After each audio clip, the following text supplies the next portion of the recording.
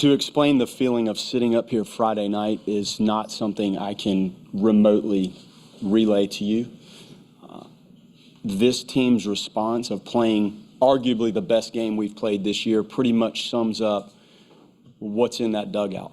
And it's not easy to go to bed after that. It's not a pleasant day. And to watch them play their best game, that was just a thrill I'll never forget here. And I've had some. That was beyond an experience I've had here, and just the response. And it's hard to say that, wow, you guys have responded all year. Look, that's just your team. Well, when you're in this, it doesn't always tee itself up for you to just go respond. You have to execute in every phase of the game. The starting pitcher has to command his stuff. It's got to be good enough stuff to handle the best offensive team, or one of the top two in the country in terms of their ability to bat the ball skills and athleticism. He had all 4 pitches going. Fastball, curveball, he landed, your slider was good, and the changeup. And when he has all of that early and finds it and goes with it, it's exactly what you saw. And when you face those guys in Charlotte, it was a little different story. So just the toughness to deal with how that relief appearance went in Charlotte that was not good, and to respond today with that performance against that team, pretty remarkable. I think Brian is one of the classiest people in the business. That is a model program. There are certain programs, as you're trying to figure out what you're doing in coaching, that you look to duplicating the things they have done. And that's an A-plus coaching staff, their team, front line. They play the game the right way. So, again, hats off to them. It's not easy. It's not easy to be in this stadium this time of year, and they clearly are regulars. I thought the 5th inning, we talk about self-contained relief. If you're going to start games and get through enough of it to really make this a start, I thought the 5th, when he went F7, hit by pitch, walk, right? Great play in center field by Williams to lay in on the little soft fly ball, and then an L6, and that's becoming your own relief pitcher. If you can't do that, you're not going to be in the conversation to pitch 6 or 7 or 8 innings of a game. So huge. And I think sometimes the momentum that you gain from getting out of it on the field, you come right in, and we had a really good bottom of the 5th. There were 2 outs and nobody on, if I'm not mistaken, and Cam hits the ball and turned into a double. And then Tibbs, I think they walked Tibbs, and Marco had the 2-strike hit. Nice job by Ty McGahee of slowing it down. He sensed Marco was getting a little bit frustrated and used an offensive visit, which was really well done on his part. And then Ferrer hits another home run. So I thought the 5th inning was really the turning point in the game. Lodis, nice home run. And then Oxford again. Think about how that kid felt leaving here Friday when you've waited your whole life. You've been in 2 programs, and you wait your whole life to step on that mound, and he had to deal with what he had to deal with in that game, and we should have won that game. And his response to be better, his stuff was actually better. Really, really proud of him and happy for him. Good play at second, 2 good plays at short, really 3 good plays at shortstop. Really nice play at third base, a nice diving play. And then, Ferrer made a nice running catch towards the foul line, and clearly probably didn't need to slide for the one that kind of evaded him there late.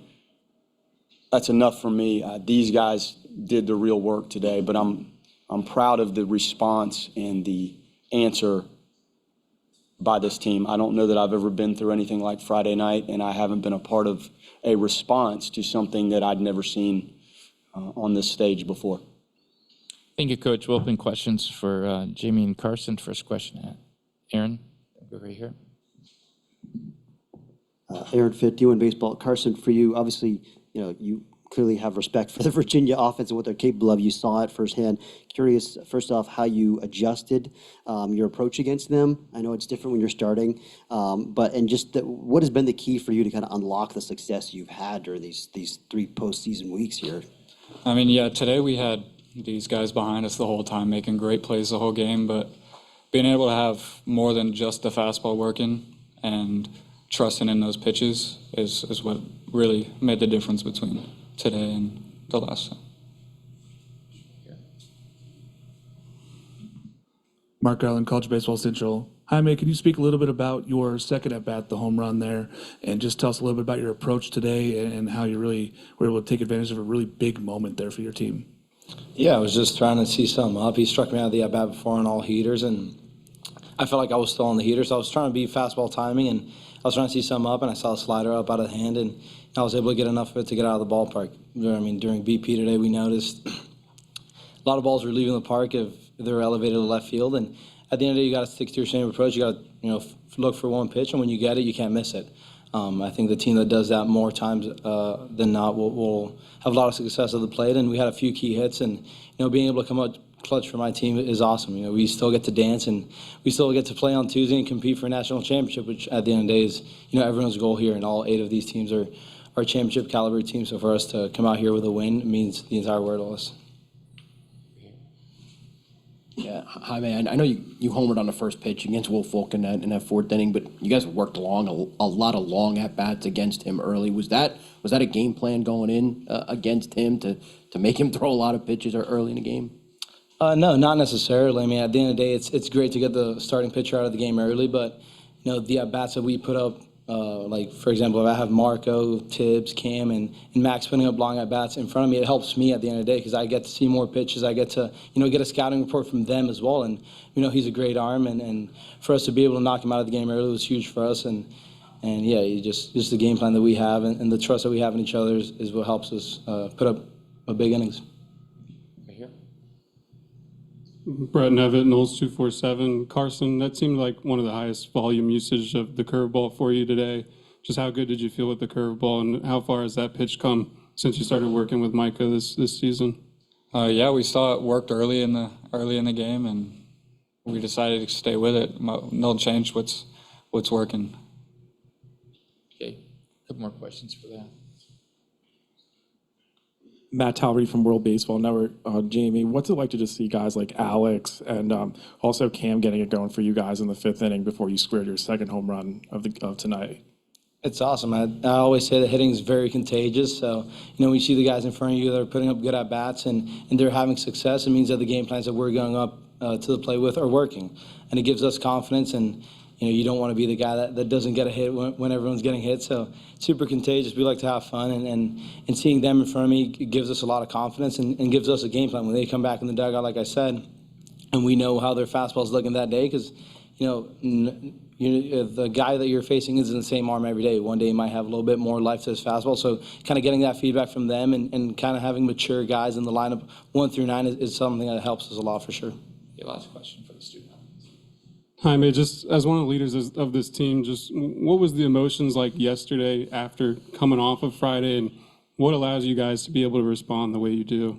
No, it's hard. It was a hard loss on Friday, a game that we felt like we should have won late in that game. But for us to come back and have another opportunity to come out here and compete and play in front of these fans is a true blessing. It's something that we don't take for granted, and we have leaders 1 through 9 in the entire team. So for us to be out here to play and have another opportunity to play for a national championship is something that we don't take for granted. And yeah, we started 0-1, but we've seen teams that have done it. So we have that opportunity, so we're not going to take it for granted. Players, thank you very much for your time. Congrats on the win. Thank you.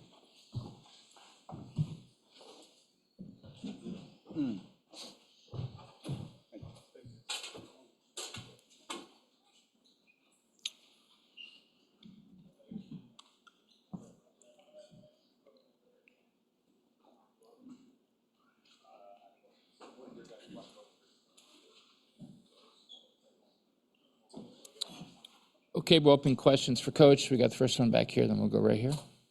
Darren Stoltz, this is Western News Orlando. Link, bear with me, it's kind of off the normal questions, but being here in that uniform, how much do you think about 11 when you see the jerseys everywhere, and how much do you think about your coach when you're coaching in Omaha? A lot, and I hear his voice. Like, and there's things that, as the game's going, I kind of hear, you got to have somebody on the mound at the end of the game that you trust. If you remember one thing I've told you, let it be that. And then 3 hours later, he'd say, if I've ever told you one thing, don't get beat deep. With it was on, and I hear that all the time. and he's the best. Like, he's the best that's ever coached this sport at this level. This is a different game than when you watch the Yankees and the Red Sox play. And he mastered the art of coaching at this level. He did. So I hear it. I think about it. And it burns me up that I didn't participate in the games that won it for him. It's tough. I'm happy to be here, but I'm not going to be happy until we've delivered the result. There's plenty of teams that are here that have not answered and done it. I get it. But when you've been on that field so many times as a player and you walk out of there and you were empty at the end, it sticks with you. So my quest in coaching was to learn what to do to make sure that did not repeat itself for the guys on our team. So that's all you do. And then if that's not good enough, you can lay your head down knowing that you gave it all you had. And I hear his voice, and his voice meant so much, and it still does because I still hear it. And like I told you, I finally imitated him to him, and he was, oh my good, like he loved it. He loved it. So he's the best, and he laid the foundation for me in this game, and I didn't have anywhere to go. It was probably about this time in June when he told me I could be on the team at FSU as a senior, not as a sophomore and an eighth grader like the guys do now. So I could go on, but he's the best. Right down here. Mark Garland, College Baseball Central. Coach, did you guys do anything special in the off day there after the tough loss on Friday to kind of bounce back and get ready for today's game? I came and watched my son throw batting practice and sat behind the first base dugout like a normal, I guess that's what a normal dad, maybe just something like that. My headache, I cannot tell you how bad my head ached Friday night, Saturday. I cannot tell you. There's no way to dodge it. That's how bad you felt. We went to the Kiwanis and the American Legion Service Club lunch. And it was great, great. And it's just weird how stuff happens. They had, the games were coming on, so they had ESPN on the back, and the second speaker was up there, and behind it was us getting walked off. And our guys sat there and had to take that. And so the headache got a little, and it wasn't anybody's fault. It's just like, these are the things that happen when you don't win.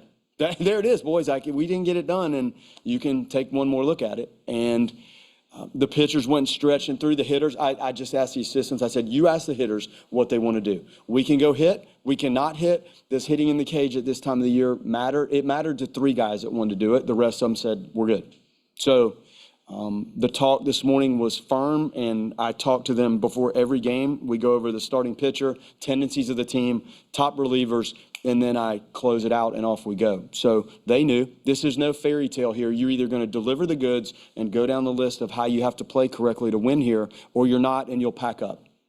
So in a nutshell, that was part of it. And it's a tough reality, but it is a reality. And man, they came out, they were on it. Question right over there. Coach Andrew Stem with the Omaha World Herald. What was the mood like this morning? Were they loose? Did they have a good warm-up? Did you feel like they were going to play one of their best games? What was kind of your impression of how they were getting ready to go into this? Probably better than I expected at breakfast. Probably better than I expected. I had media from 7:45 to 8:30, so when I came back in, they were already in there, and it was okay. Better than I thought, and I can read the room fairly well. I think they were okay. Now the pregame, that was pretty good. And I said, guys, you want to take ground balls during BP like you normally do, and I don't care if we come back out and do our 2-man fungo tournament type infield, outfield. I don't care. You've earned my trust. So if you think you want to chill out and eat your sandwich and just get out of the sun and chill, I could care less. All I care about is when it is 106 that you have your A game. So no in and out. But I could tell the BP was really good. The infield defense stuff, I hit the fungos the whole time. They were on it. And the outfielders were moving around, and they were moving into different positions. We have a lot of different spots we ask them to play. I saw them doing it. So they were really locked in. Now that can happen, and you still can get your tail beat, but you could sense that the vibe and the focus was there. Last 2 questions here and here. Yeah, Coach, go back to Dorsey for a minute here. I know it's been an interesting year for him, had some ups and downs, and feels like in the postseason, really, I know he had those 2 rough relief outings in the AC tournament, but in And Clemson, you were there, weren't you? Yeah. 2 2 days in a grand row. slams in 2 days to the same guy? Was it the same? Yeah, it was tough. But, I mean, to see what he's doing now, right? I mean, these 3 starts in a row in the postseason, just nails. I mean, how have you been able to get him there, and how's he been able to do this?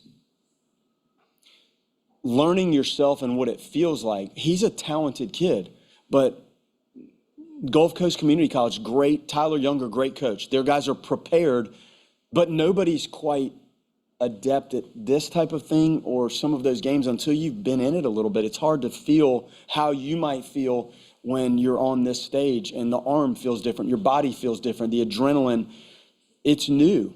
So maybe that had something to do with it. Mastering the pitches and the breaking ball helps because, like Kershaw, the bigger kind of gets people off the riding fastball, the harder slider, and the changeup. If not, the changeup and the slider are almost the same speed. So that thing visually alters what the hitter sees and kind of feels, and then, the speed difference is big. When you had Leiter, Arnold, Whitaker, and we had Dorsey in the pen and Charles and other, it was different. So we were trying to use him out of the bullpen. So he said, Coach, I don't care. I just want to pitch and I want to go to Omaha. That's what I want. Some guys, when you talk about leverage relief, starting you throw once a week, when you're throwing your bullpen, when you lift twice, what conditioning you're doing, your flat ground, the day you can do PFP and the day you can't. It's a little bit more streamlined, so a lot of guys kind of enjoy that because it's easier. So in the midst of what we had going early, when we had not lost a game for a third of the season and he was in relief, you saw the Clemson thing. It just worked out when Leiter went down that, hey, let's try this starting thing and maybe he can get more comfortable. And there have been some really, really good starts against some tough top national teams. So, last question right here. And I'm good because some of our I just want to make sure our local guys have had a chance, if that's okay. Who Virginia waiting? Oh, yeah, dang. I'm sorry. That's okay. I thought they had already gone. Sorry. When Woolfolk went out, how did the approach change with Savino coming in? I know you guys saw Savino in Charlotte. Did the approach change at all? And were you impressed with how quickly you adjusted to him? We have 9 different things that hitters choose from to try to do when they're at the plate. 9 things, and it's not rocket science. You probably turn on TV tonight and watch a game here at the big leagues. They're probably doing similar stuff, but we try to work on that. So what you need to grab as there's as many pitching changes as we've seen in these 2 games here. It just different velocity. Woolfolk's fastball was hot, and those guys talked to each other early. It was 93, 94, but they're like, that thing is riding as much as we've seen. And I don't know what really happened. But then Savino is more like slice and dice and change up and move it around a little bit. So it's just a different calibration of the feel of the fastball probably more than anything else. But the guys have taken to this, and it allows you to go to a different golf club for the shot that you need to try to hit. And these guys are like, Jaime's starting to figure it out, and Tibbs clearly figuring out, Cam Smith, the development and use of some of these approaches makes the adjustment much easier when you know what mental button to push. Coach, congrats. And thank you for your time.